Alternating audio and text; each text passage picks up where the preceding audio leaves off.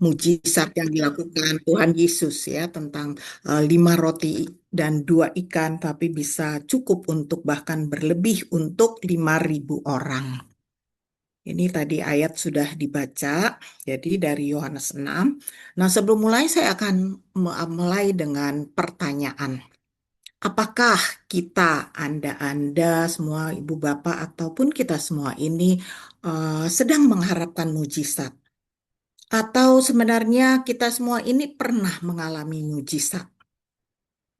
Dan atau apakah bagaimana kita nih melihat mujizat itu? Bagaimana kita memandang mujizat Tuhan itu? Apakah kita punya pemahaman, pengertian yang benar tentang mujizat? Gitu. Nah, sebenarnya ketika kita mengalami kesulitan gitu ya, yang sering kali diharapkan orang gitu, termasuk kita-kita, terus anak-anak umat Tuhan, yaitu adalah ketika kita kesulitan kita berharap mujizat, ya. Kita berharap ketika kita sakit, kita berharap Tuhan langsung menyembuhkan kita. Ya, dan kita ingin mujizat itu instan gitu terjadi dan langsung terlihat hasilnya sesuai dengan keinginan kita. Ya, misalnya sembuh dari sakit berat atau butuh sesuatu dan tiba-tiba terpenuhi. Ya, kita berharap mujizat itu. Dan sebenarnya dalam hidup kita masing-masing, terutama kita semua nih yang ada di Zoom ini ya, sebenarnya kita semua itu pasti pernah mengalami mujizat, ya. Bahkan mujizat yang terbesar, yaitu kita mengenal Tuhan, gitu. Jadi ketika kita sebenarnya mengenal Tuhan Yesus, memperoleh anugerah di dalam Tuhan, itu adalah mujizat terbesar. Atau kita mungkin mujizat mengalami juga mujizat pernah mengalami ya dalam masa-masa lampau, misalnya hidup itu sulit, tidak ada pekerjaan, tetapi kok bisa berlangsung sampai sekarang. Nggak ada uang untuk hidup, tapi kok anak-anak bisa sekolah sampai lulus, atau makan kok bisa tercukupi. Itu sebenarnya mujizat dan pertolongan Tuhan yang terjadi di dalam hidup sehari-hari. Tuh. Nah, tapi memang mujizat yang Tuhan lakukan bagi kita memang mungkin tidak sesuai harapan kita, ya. Atau kita tidak bisa melihat dengan benar atau lebih dalam, melihat dengan lebih dalam mujizat yang Tuhan lakukan bagi kita, ya. Nah, malam ini kita akan belajar dari eh, mujizat yang dilakukan Tuhan Yesus ini. Ada 3 hal. Yang pertama, sebenarnya Tuhan Yesus itu tahu kebutuhan kita sebelum kita menyadarinya.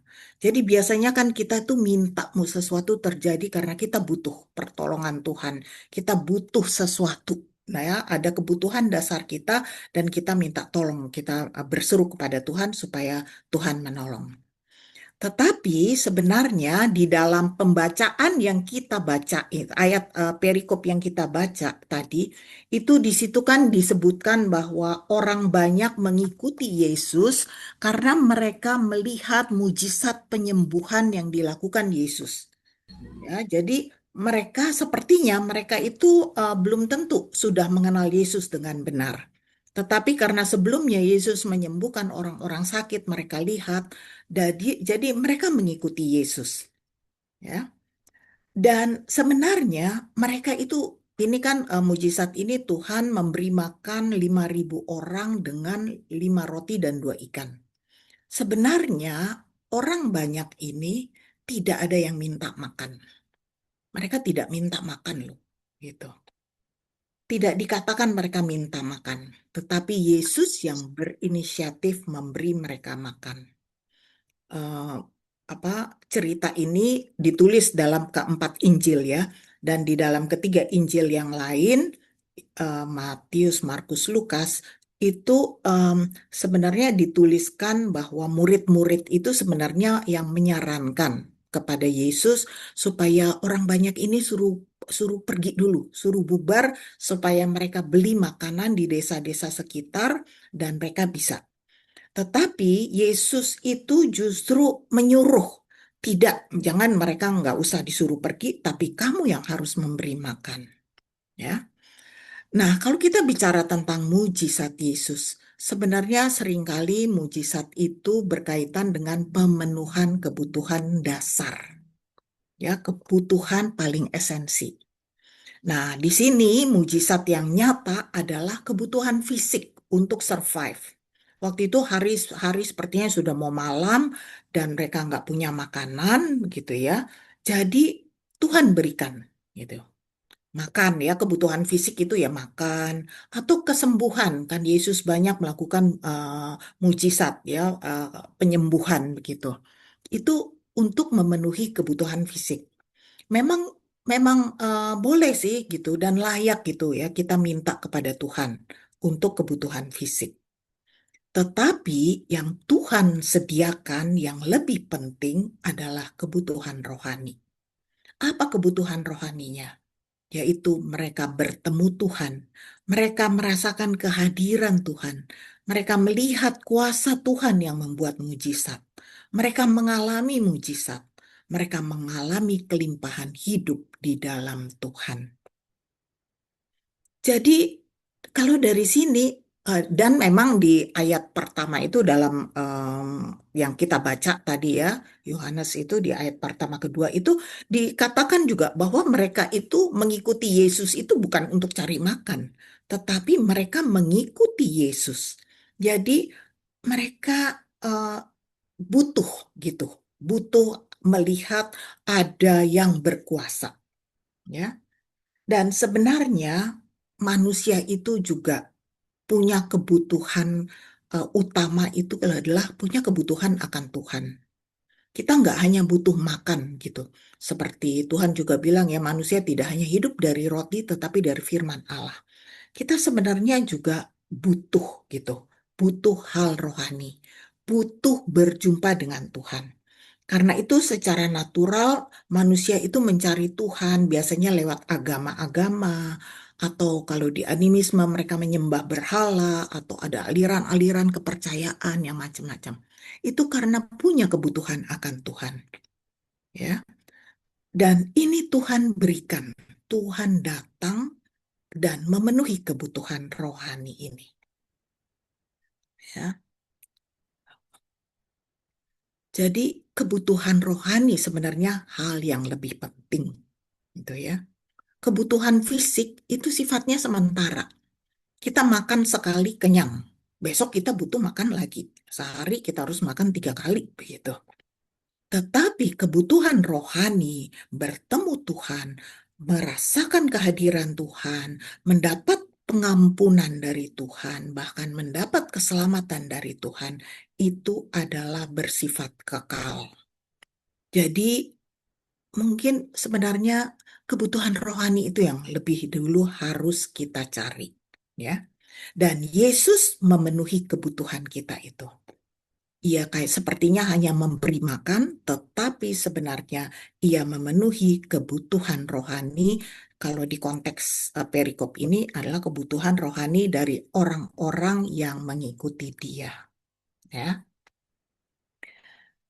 Dan pemenuhan kebutuhan rohani ini sebenarnya mujizat terbesar. Ketika kita berjumpa dengan Yesus, kita merasakan kehadirannya, kita mendapat keanugerah keselamatannya. Itulah anugerah, itulah mujizat terbesar. Bayangkan Allah menjadi manusia, ya. Itu hal yang nggak pernah terpikir. Yesus juga berkata di ayat berikutnya, Akulah roti hidup. Barang siapa datang kepadaku, ia tidak akan lapar lagi. Dan barang siapa percaya kepadaku, ia tidak akan haus lagi. Artinya ini bicara tentang kebutuhan rohani. Tidak hanya 5 roti dan 2 ikan yang kita makan sampai kenyang. Tetapi ini kebutuhan rohani yang tidak membuat orang itu menjadi lapar lagi. Dan tidak lagi menjadi haus lagi. Ini yang pertama, ya.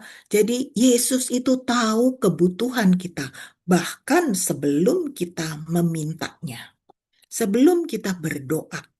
Sebelum kita minta kepada Tuhan, Tuhan sudah tahu kebutuhan kita dan Dia memenuhi kita dengan berkelimpahan. Ya, ini yang pertama. Hal yang kedua, kita lihat bagaimana Yesus bekerja dengan cara yang tak terduga dan melampaui akal manusia. Ya, di dalam kisah ini em, ada seorang anak yang menawarkan 5 roti dan 2 ikan. Nah, sikap anak itu memang em, kalau zaman dulu ini ya, konteks zaman dulu tuh anak itu tidak dianggap penting dan tidak berkontribusi lah gitu ya. Tetapi Tuhan berkenan memakai seorang anak untuk tujuannya. Anak yang kayaknya nggak dianggap pada zaman itu, tetapi Tuhan berkenan memakai. Jadi Tuhan juga berkenan memakai orang-orang yang rendah hati begitu. Dan sikap anak itu biasanya polos, apa adanya, tidak berhitung seperti ragu dan tidak ragu-ragu. Anak itu kalau dia punya sesuatu, dia akan menawarkan saja apa yang ada, apa adanya. Beda dengan Filipus dan Andreas. Ini meskipun mereka murid Yesus, tetapi mereka itu berhitung. Filipus berhitung. Dia katakan 200 dinar tidak cukup untuk belanja 5.000, kasih makan 5.000 orang. Andreas juga berhitung. Dia fokusnya kepada kekurangan. Andreas mengatakan bahwa apa artinya 5 roti dan 2 ikan bagi 5.000 orang. Tapi nih ada nih yang punya 5 roti dan 2 ikan. Ya, jadi Tuhan mungkin ingin kita juga bersikap polos kepada Tuhan, apa adanya, tidak berhitung, tidak ragu, tetapi mempercayai Dia. Itulah. Manusia biasanya fokus kepada kekurangan, ketidakmampuan, keterbatasan waktu, uang, tenaga, begitu. Tetapi Tuhan sebenarnya sanggup memberikan kelimpahan di luar nalar manusia. Ini matematika apa ini? Ya, bayangkan 5 roti tambah 2 ikan dibagi 5.000, terus makan kenyang masih sisa 12 bakul. Ini perhitungan apa begitu? 5 roti tambah 2 ikan dibagi 5.000 sisa 12 bakul. Ini matematikanya Tuhan Yesus. Ya. Dia melipat gandakan dengan membagi. Apa yang ada gitu dibagi justru malah berlipat ganda. Jadi dengan memberi apa yang ada, dengan mendistribusikan, maka ternyata cukup bahkan sisa. Ya, di sini kalau lihat hitungan ini hitungan matematika yang nggak masuk akal. Dan inilah Tuhan bekerja melampaui akal manusia. Ya. Tuhan bekerja dengan cara yang tidak terduga. Mereka nggak minta makan, mereka bisa makan kenyang, bahkan sisa. Ya, tetapi eh, ini cara kerja Tuhan. Ya, di dalam sini saya tulis ayat yang dikatakan oleh Paulus ya. Bagi dialah yang dapat melakukan jauh lebih banyak daripada yang kita doakan atau pikirkan. Seperti yang ternyata dari kuasa yang bekerja di dalam kita. Paulus sudah mengatakan juga, ya. Atau Paulus mengatakan juga, apa yang tidak pernah dilihat oleh mata dan tidak pernah didengar oleh telinga dan tidak pernah timbul dalam hati manusia, semua yang disediakan Allah untuk mereka yang mengasihi Dia. Artinya apa? Kadang-kadang yang Tuhan lakukan itu melampaui akal, tidak terduga. Nggak pernah kita pikirkan, nggak pernah kita lihat kita lihat dengan mata, nggak pernah kita dengar, ya. Tetapi itu yang itulah kerja Tuhan, ya. Seperti 5 roti, 2 ikan bisa cukup untuk 5.000, ini hal yang melampaui akal.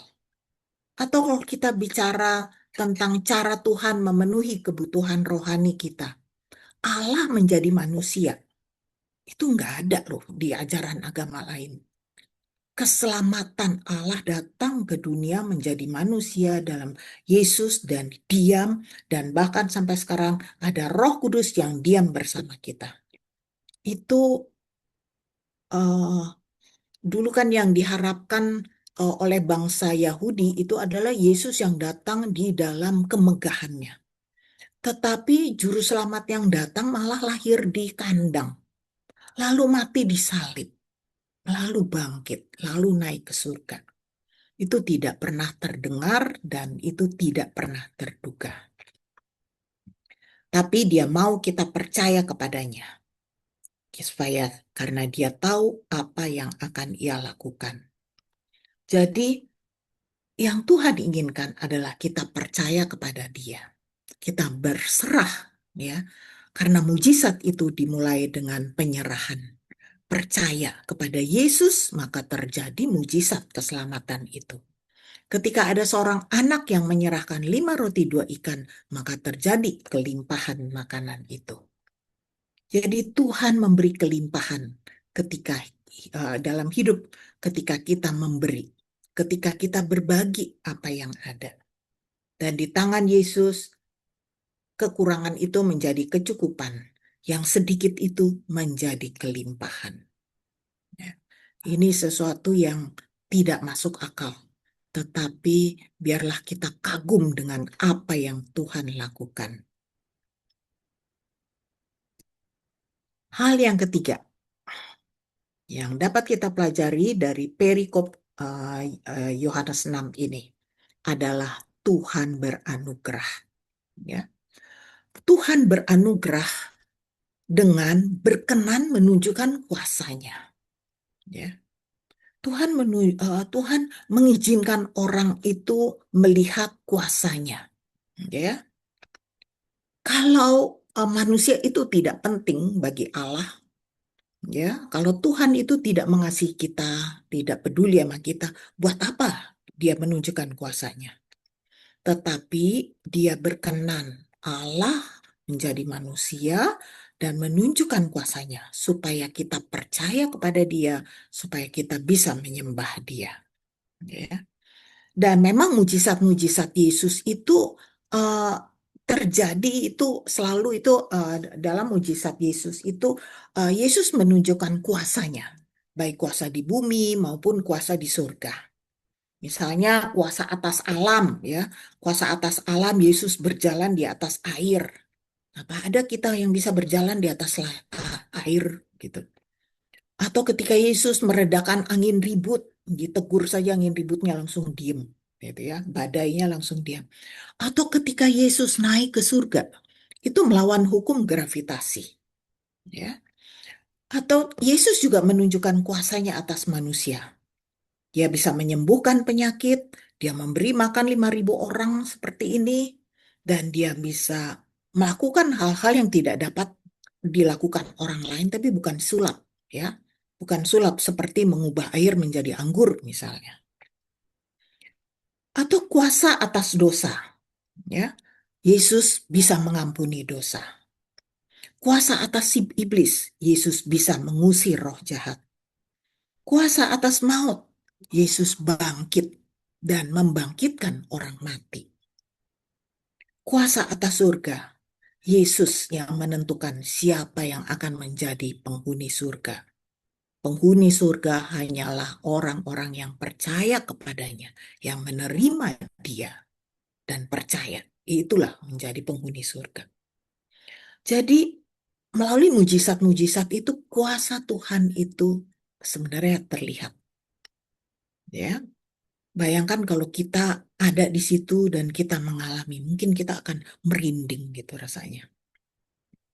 Dan Tuhan beranugerah memberikan kita mujizat terbesar, ya, yaitu berjumpa dengan Dia, mengenal Dia, menerima pengampunan dosa, dan menerima hidup yang kekal. Itulah mujizat terbesar. Ya. Jadi hak istimewa bagi kita-kita semua adalah pengalaman rohani bersama Tuhan. Karena hal rohani ini bersifat kekal, ya. Kalau kita lapar, Tuhan memberi kita makan, besok kita lapar lagi. Kalau kita sakit, Tuhan memberi kita kesembuhan. Tetapi itu tidak membuat kesembuhan itu yang terjadi ya paling memperpanjang umur kita. Tetapi tidak membuat kita hidup selamanya tidak mati. Itu sifatnya sementara. Tetapi anugerah Tuhan ya berjumpa dengan Dia, menjadi bagian umat Tuhan, menjadi umat percaya itu bersifat kekal. Kita mati, tapi kita akan hidup kekal bersama Dia. Nah, itu cara kerja Tuhan Yesus. Dan itu anugerahnya yang besar. Kalau Yesus sanggup melakukan demikian, maka bukankah Dia, Yesus, adalah Tuhan yang dapat diandalkan, yang dapat kita percaya di dalam kehidupan kita sehari-hari, bahkan sampai kekekalan. Ya. Kalau Tuhan beranugerah memilih kita menerima mujizat terbesar itu, maka kita harus bersyukur kepada Dia. Kita harus percaya kepada Dia bahwa Dia dapat diandalkan tidak hanya di dalam hidup yang sementara ini, tetapi hidup yang selamanya kekal bersama Tuhan. Ya. Nah, ini 3 hal yang bisa kita pelajari. Jadi, sebagai kesimpulan dari renungan kita malam ini, yang pertama, Yesus itu sebenarnya mengerti dan memenuhi kebutuhan utama kita, bahkan sebelum kita sendiri menyadarinya. Sebelum kita minta, Ia berikan, Ia sediakan, karena Ia peka, Ia tahu apa yang kita butuhkan. Memang yang Ia berikan nggak selalu sesuai keinginan kita, tetapi Ia berikan yang terbaik menurut kebutuhan utama kita. Dan Yesus bekerja dengan cara yang tak terduga dan melampaui akal manusia. Ia memakai apa yang ada. Ia melipat gandakan apa yang diserahkan. Dan mujizat terbesar itu sebenarnya kita semua sudah alami, yaitu mujizat yang bersifat rohani. Kita berjumpa dengan Tuhan, kita menerima pengampunan dosa, kita hidup kekal, kita merasakan penyertaannya di dalam kehidupan sehari-hari. Nah, kalau Ia adalah Tuhan yang seperti itu, maka Ia adalah Tuhan yang dapat dipercaya dan dapat diandalkan. Tuhan berkati Ibu Bapak semua. Saya kembalikan ke Baik, terima kasih Bu Siska. Baik, mari Bapak, Ibu, dan Saudara kita berdoa. Bapa di dalam surga, kami sungguh bersyukur atas keajaiban, kasih, dan anugerah-Mu yang begitu besar kepada kami. Engkau sudah memberikan kepada kami sesungguhnya mujizat terbesar, yaitu keselamatan di dalam Yesus Kristus yang memberikan kepada kami pengampunan secara total dan sempurna, dan juga memberikan kepada kami kehidupan yang kekal. Engkau juga adalah Allah yang penuh kasih, yang mau berelasi dan berinteraksi dengan kami.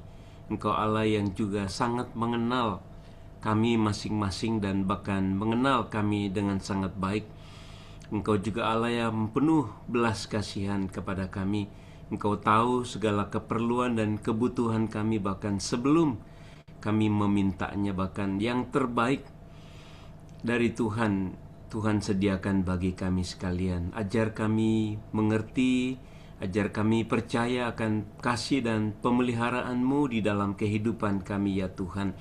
Agar kami semua di dalam berbagai pergumulan kami masing-masing percaya Tuhan hadir, Tuhan itu baik, Tuhan itu peduli kepada kami, dan Tuhan juga tahu memberikan yang terbaik dan menolong kami melalui semua situasi yang sedang kami alami. Ajar kami percaya dan beriman senantiasa kepada Engkau ya Tuhan. Yesus adalah Tuhan dan Raja hidup kami.